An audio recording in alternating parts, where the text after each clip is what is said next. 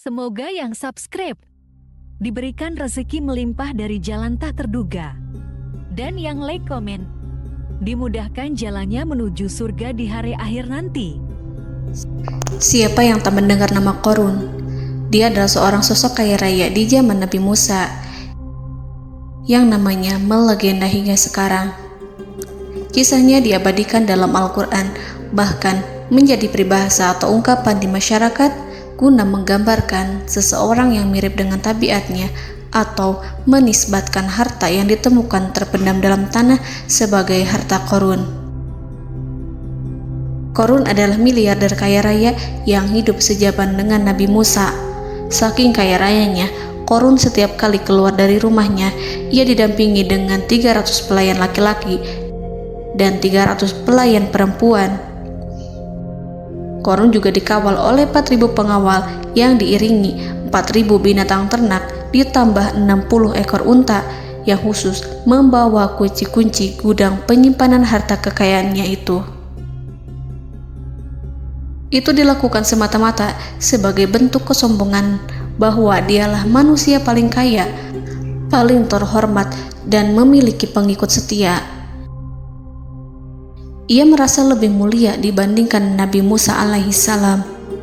Orang-orang tentu saja akan penasaran seberapa banyak harta kekayaan Qorun jika pengawal dan pembawa kunci gudang kekayaannya sebanyak itu. Lalu berapa banyakkah harta yang dimiliki Qorun yang disimpan di dalam gudangnya tersebut? Sebelum saya melanjutkan, dimohon untuk menonton video ini sampai selesai supaya tidak ada kesalahpahaman dalam memahami isi cerita, serta mohon bantu channel ini semakin berkembang dengan cara tekan subscribe dan silakan tinggalkan like serta komen positifnya. Semoga dukungan pemirsa Risalah Kehidupan bernilai pahala dan menjadi wasilah dimudahkannya segala urusan pemirsa sekalian. Pemirsa Risalah Kehidupan, di zaman sekarang banyak orang yang mengistilahkan rezeki yang tak terduga dengan istilah harta Qorun.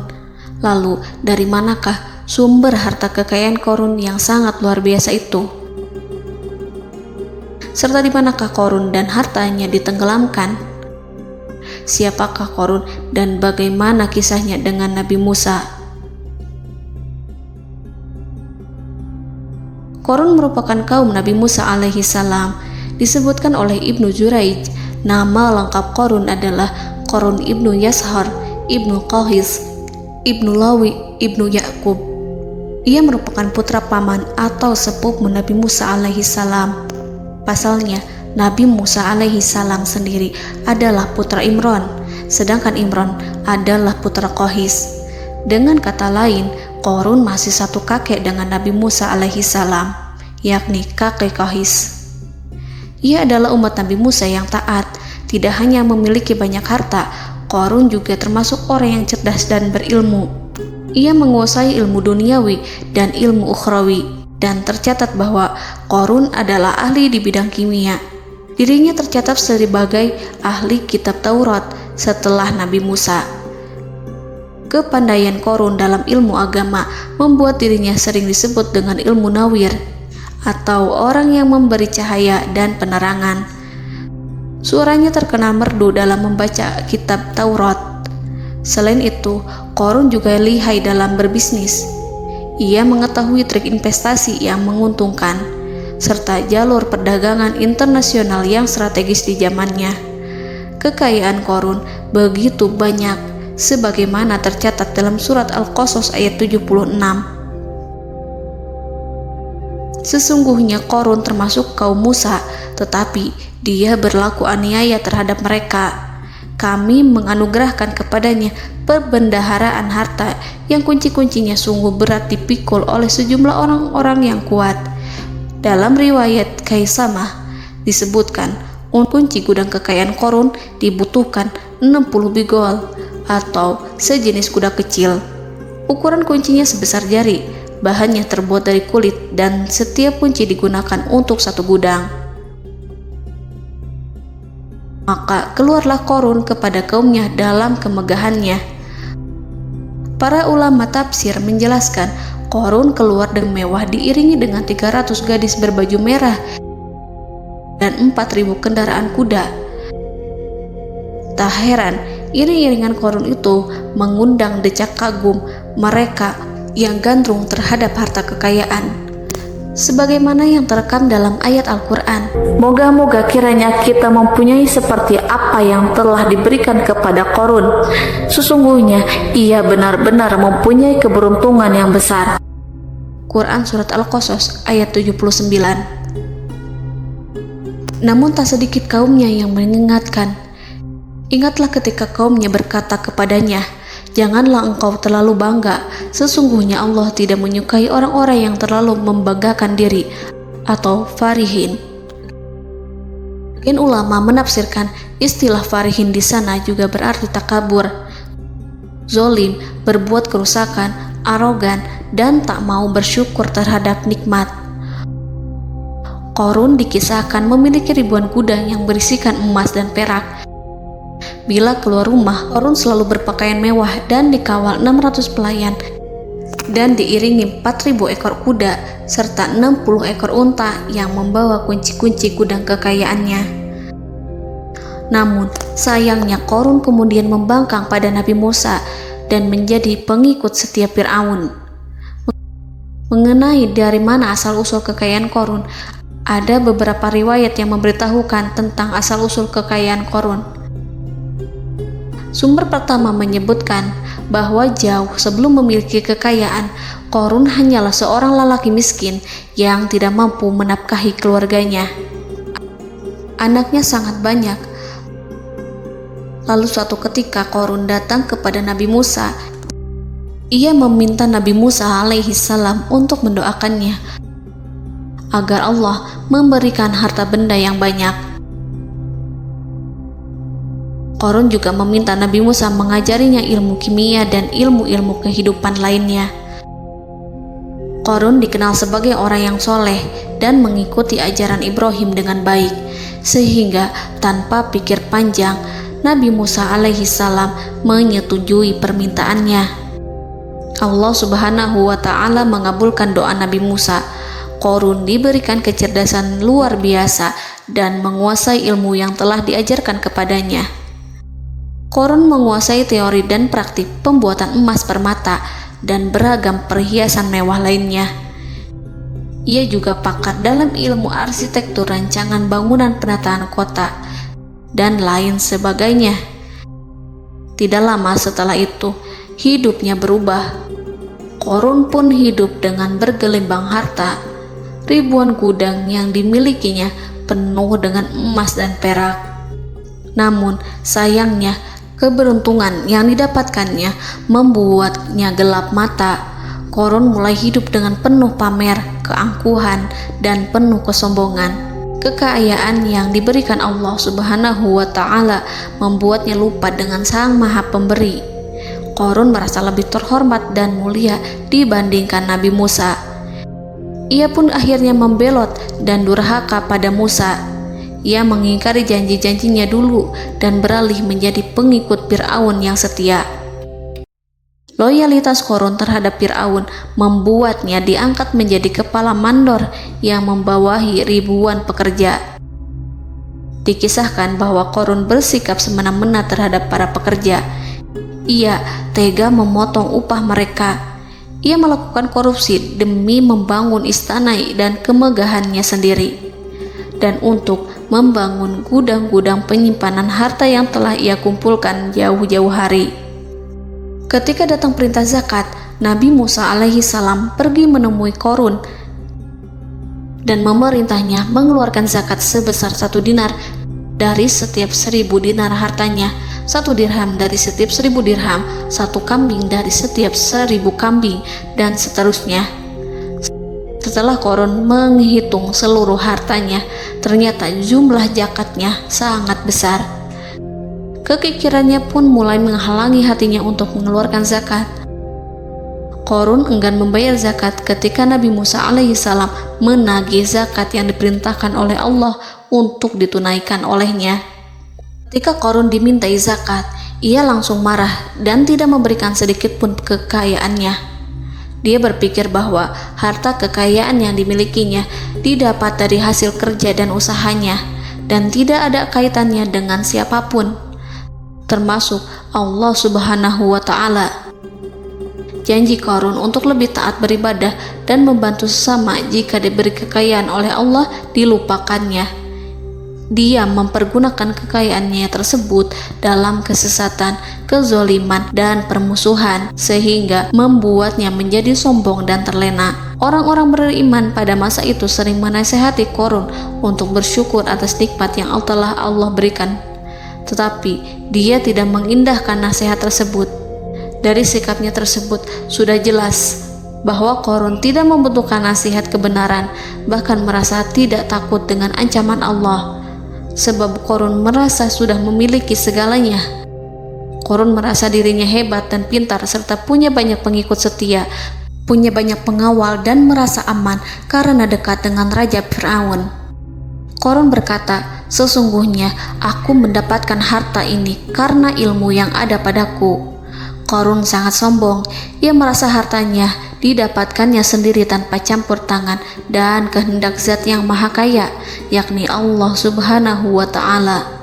Apakah Qarun lupa ataukah ia tidak tahu bahwa Allah telah membinasakan orang-orang sombong sebelumnya, yang bahkan lebih kuat darinya, yang lebih kaya darinya, yang lebih banyak pengawalannya, lebih kokoh dan tak terkalahkan dibanding dirinya? Karena terdorong sifat kikir dan angkuh, maka Qarun membuat rencana untuk melakukan tipu daya agar dia terlepas dari kewajiban membayar zakat. Dia ingin menjatuhkan nama baik dan citra baik Nabi Musa. Kemudian dia mengumpulkan tokoh-tokoh konglomerat Bani Israel. Ia berkata kepada mereka, "Wahai saudara-saudaraku, terhadap apa yang diperintahkan Musa untuk membayar zakat, apakah kalian akan mematuhinya? Sekarang dia hendak mengambil harta yang ada di tangan kalian, maka pikirkanlah suatu cara untuk menghindari perintahnya." Para pembesar-pembesar yang dipanggil kemudian menjawab, "Wahai paduka Qarun, engkau lebih besar daripada kami. Kami akan melakukan apapun yang kau inginkan." Qarun berkata, "Datangkanlah kepadaku wanita cantik. Aku akan memberinya hadiah besar jika ia berhasil menggoda dan memfitnah Musa." Ketika wanita cantik yang diinginkannya datang, Qarun memberikan kepadanya uang muka sebagai jaminan. Ia akan membayarkan seluruh yang dijanjikannya ketika berhasil menjalankan misinya. Bukan hanya itu, Qarun pun berjanji akan menjadikan wanita ini sebagai istrinya.